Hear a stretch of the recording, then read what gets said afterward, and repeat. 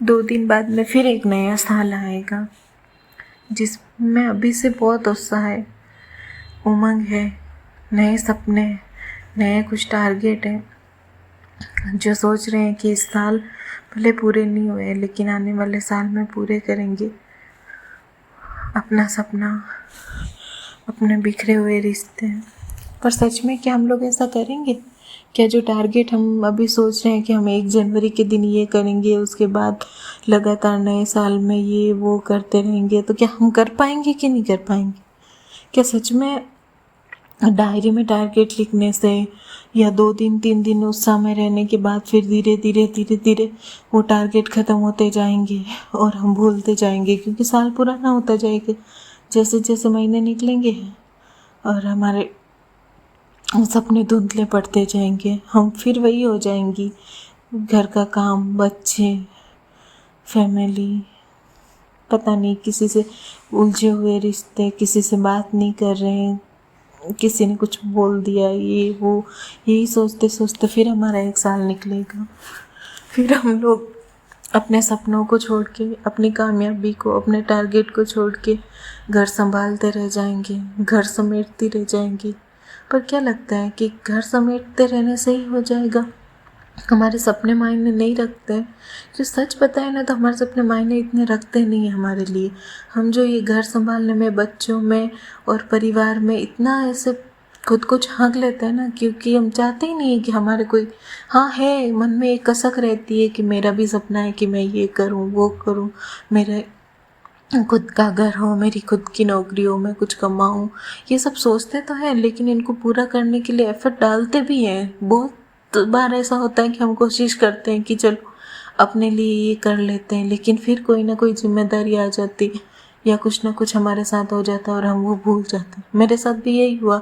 सोचा था कि सुपरवाइज़र की अच्छे से तैयारी करनी शुरू करूँगी, लेकिन बीच में पैर में चोट लग गई, हाथ में लग गई, पूरी तरह टूट के बिखर गई। 2 दिन 3 दिन इतनी हिम्मत जुटा के उठा पाई हूँ खुद को, लेकिन कोशिश कर रही हूँ पहले से खुद को थोड़ा स्टेबल करने की।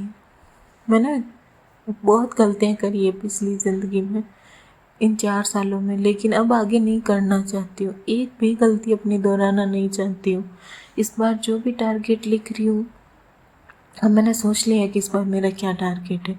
जो टारगेट है वो पहले दिन से ही मैं उसको शुरू करने लगूँगी और धीरे धीरे उनको ज़रूर पूरा करूँगी। इस बार ऐसा नहीं होगा हर साल की तरह कि सुंदर सी कॉपी में लिखा, अच्छी राइटिंग में, और लिखा 1-2 दिन उसको करा भी और फिर धीरे धीरे वो बीतता गया। ज़िंदगी में बहुत हिम्मत हार गई हूँ, बहुत ज़्यादा, सब कुछ ख़त्म हो गया, लेकिन एक दिन ऐसा होगा जब सब कुछ वापस आएगा। ये हिम्मत कहती है मेरी।